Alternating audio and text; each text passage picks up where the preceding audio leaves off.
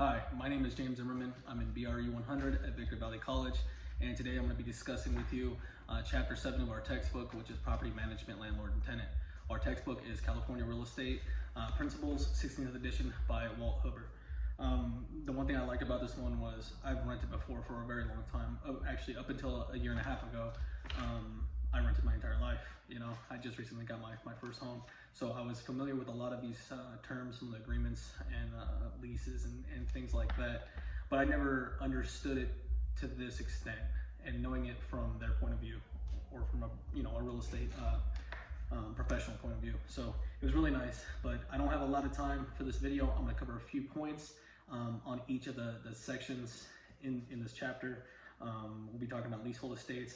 We'll be talking about the minimum requirements of a lease. We'll be talking about termination leases and rental agreements, special purpose leases, and then we'll touch at the very end on property management, basically kind of as a career for real estate professionals.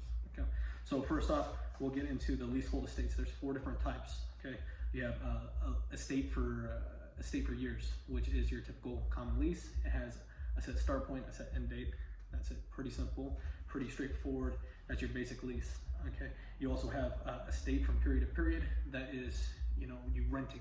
So renting an apartment, you're paying every month this set amount of money every month, and then you basically renew it and whatnot. So that's a estate period to period. You have estate at will, which the textbook kind of touched on slightly, and what I thought was kind of funny was it's kind of like having somebody at your house, say a family member, your cousin, or your friend that crashes on the couch for a couple of weeks, and that's estate at will.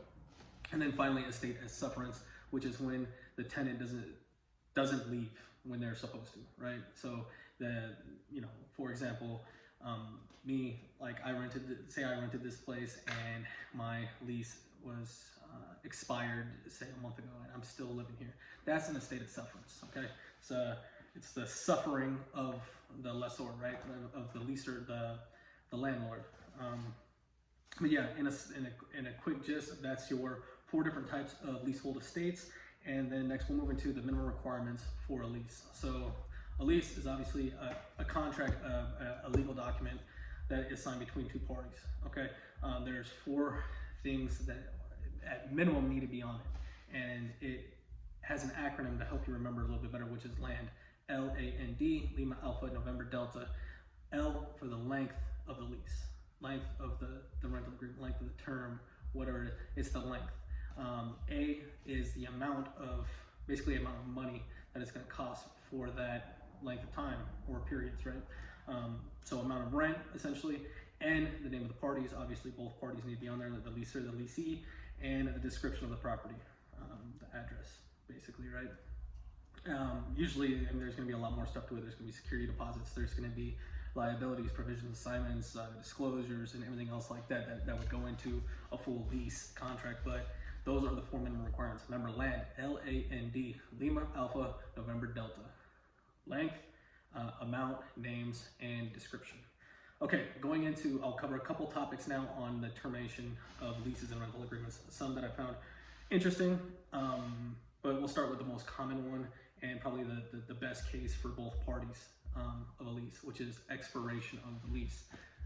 You get to that end date and it's over, it's done. Like that's probably the best case scenario for any kind of termination of lease. Okay, you got lack of quiet possession, which I thought was very interesting, and that is where basically the outside environment of whatever property that the leasee is in is constantly loud, against some codes and whatnot like that, or is constantly being harassed by the landlord or something like that can actually break out of that lease and terminate that lease, and that would be called lack of quiet possession. And then lastly, there's quite a few of them, but I'm going to hit one more that I thought was really interesting, and it's for repairs of habitability, right?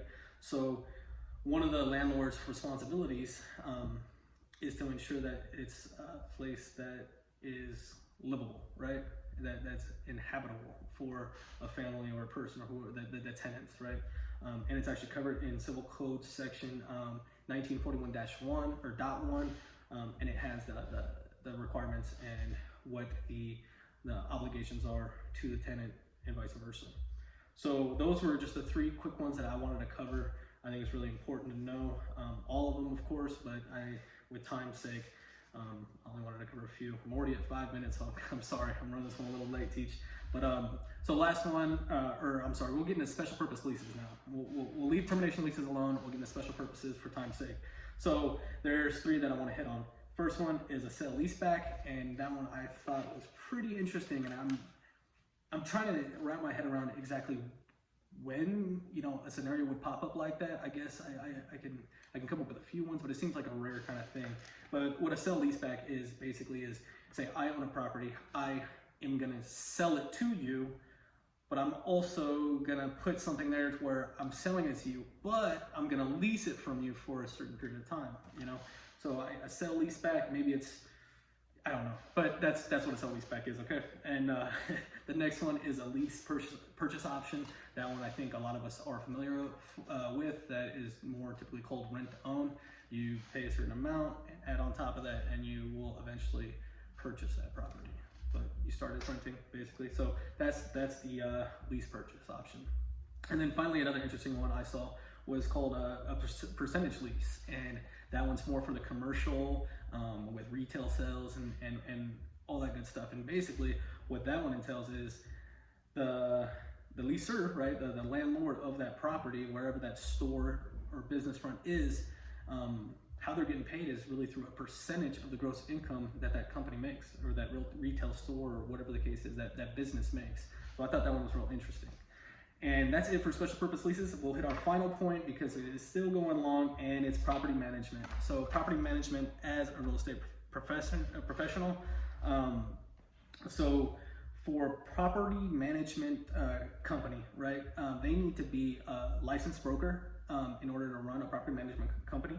And it has to be a licensed broker. But property management or a property manager in general, the basic term of it is somebody that oversees a certain property, whether that's residential or commercial, doesn't matter. They're overseeing the happenings and goings on of the property side of it, okay? Yeah, so like I said, again, property management company needs to be a licensed broker, which is really important. And under that licensed broker, property managers would be real estate agents, so to speak. They'd have their agent's license and whatnot. And then it's also done with a contract called a PMA, and that's through the California Association of Realtors. That's a property management agreement, and that's between the property owner themselves and the property management company. And usually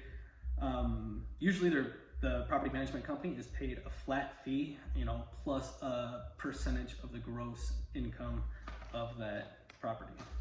Whether that's the rent, or whether it's, kind of like we were talking about earlier, it could be retail or commercial as well. So that is property management in a quick, fast, just hitting kind of like some of the key points of topics. If you haven't read it all the way through, I encourage you to do it. It's a great chapter, and it's very well written, and I really enjoyed reading it. I enjoyed doing this presentation too. I mean, to go back and look at it, because we're already way past this chapter, but going back and reading through it and doing this presentation was great. So thank you for listening to me.